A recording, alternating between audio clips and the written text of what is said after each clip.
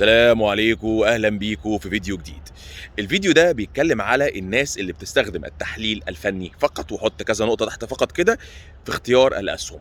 طيب مبدئيا كده يا جماعه، انا الفيديو ده عايز اعمله من زمان، بس اترددت الحقيقه لان بعض الناس بتاخد المواضيع بتتحمي. انا مش عارف الناس بتتحمي ليه. يعني انا مثلا ماليش مصلحه شخصيه ان انا اقول معلومه معينه، انا بقول اللي اتعلمته من الخبره واللي انا شايفه بيعمل نتائج. وخلينا برضو نوضح يعني ايه بيعمل نتائج. يعني انا النهارده ببص مين اللي بيكسب في البورصه، والشخص اللي كسبان ده بيعمل ايه، وماليش دعوه كسبان في الشهر اللي فات ولا في اخر 6 شهور، ليا دعوه كسبان في اخر 5 سنين. ولو مش كسبان في اخر 5 سنين يبقى طريقته فيها مشكله، ولو بيكسب مره ويخسر 3 مرات يبقى طريقته فيها مشكله. فبالتالي احنا بنشوف ايه اللي بيشتغل وبنمشي عليه من غير ما نزعل اي حد.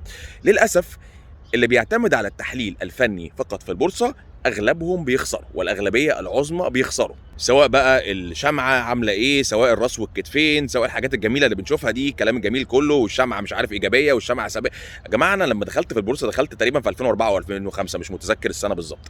قعدت 4 سنين، 4 سنين شغال فني، يعني من 2004 ل 2008 شغال فني. اتفرمت، يعني مش خسرت، اتفرمت. كانت المحفظه ساعتها كانت مبلغ، مش فاكر خسرت 80% من المحفظه ولا كام. يمكن العيب فيا، يمكن انا مثلا ايه، ذكائي محدود. بدات ابص على الناس اللي حواليا اللي شغال تحليل فني، لقيتهم كلهم خسرانين برضه. بدات ابص على الراجل اللي بيعلمني تحليل فني، لقيته خسران برضه. طب يا جماعه هو مين اللي بيكسب؟ طب ما احنا ماشيين على المدرسه دي ليه؟ يعني ايه اللي مخلينا ماشيين في الاتجاه ده؟ الاتجاه ده براق. يعني ايه براق؟ تعالى اعلمك شرطتين في نص ساعه، وهوب خش اختار السهم في ثانيه واحده، تبص الشكل والشمعه والكيرف والشرط واديك اشتريت، وعندك اعتقاد ان انت متحكم في الامور. حته سيكولوجيه على فكره. انا الباك جراوند بتاعي اصلا نفسي، يعني انا اصلا شغلي الاساسي ليه علاقه بالحاجات النفسيه، ده البورصه دي الحاجه الجانبيه من الموضوع النفسي. ان الناس بتحب الحاجات اللي تديها وهم التحكم في الحاجات اللي هي مش متحكمه فيها، يعني وهم الكنترول. يعني موضوع مثلا التفاؤل والتشاؤم، واحد بيتفائل بلون معين، واحد بيتشائم بحاجه معينه، واحد بيحب يركن عربيته في حته معينه عشان بيتفائل بيها.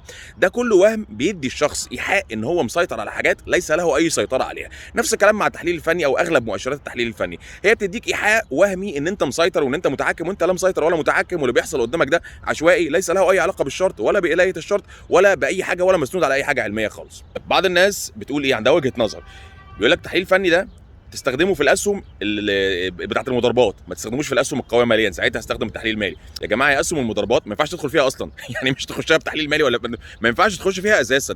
ليه برضه يا جماعه؟ احنا بنتكلم على نتائج. النهارده واحد كان كاتب على جروب شفته النهارده، السهم الفلاني طلع 33% في يومين، ولا عزاء لمستخدمي التحليل المالي، وهو يعني مختار سهم تعبان، والسهم التعبان طلع 33%.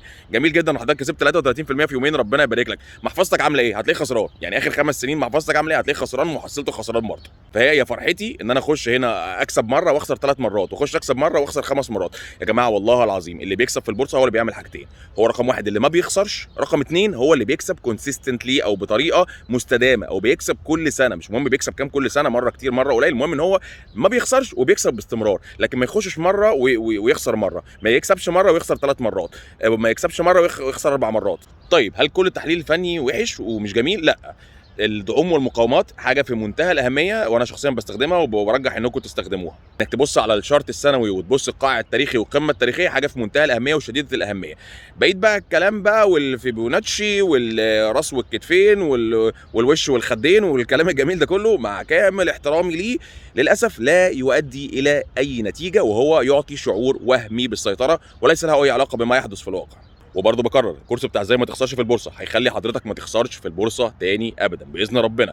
ولو خسرت في البورصه برجع لحضرتك فلوس الكورس بعد تطبيق الكلام اللي في الكورس بحذافير. ومع الكورس دعم 3 شهور بنبقى مع بعض على الواتساب مع حضرتك خطوه بخطوه، بنعمل كل حاجه نطبق بيها الكورس عملي، بحيث انه مش مجرد كورس وخلاص. ده في رايي في نفس اهميه الكورس بالظبط، موضوع ان احنا نبقى مع بعض 3 شهور ده. واللي عايز يشترك في الكورس او عايز يبعت لي اي سؤال تاني ملوش اي علاقه بالكورس او باي حاجه في الدنيا، برد على الجميع. بعت لي في الفيسبوك بتاعي الموجود في اول كومنت كالعاده. وشكرا ليكم، مش عايز اطول اكتر من كده. سلام عليكم.